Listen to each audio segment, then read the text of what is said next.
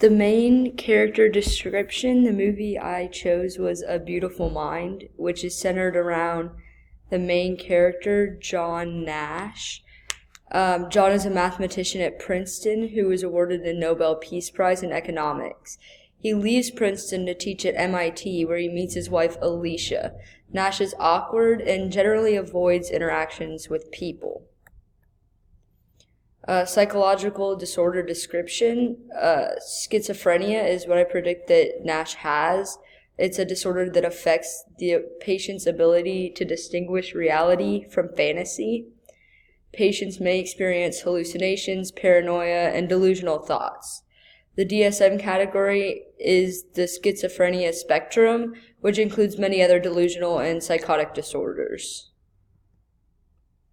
Symptoms displayed by the character are paranoia. Nash believes his psychiatrist was a Soviet, which is why he ended up in a mental hospital.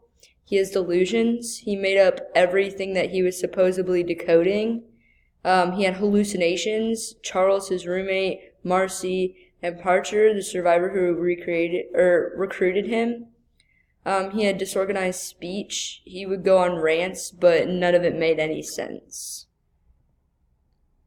All possible symptoms of the disorder. The most common symptoms of schizophrenia are paranoia, altered perceptions of reality, hearing or seeing things, feeling like they are constantly being watched, depression, and speaking in strange ways. However, John Nash does not appear to display depression.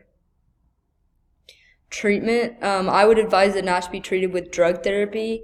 Drug therapy is one of the most common treatments for schizophrenia. An antipsychotic is the most common drug used in drug therapy for treating schizophrenia. They take time to be effective, and some patients may experience side effects.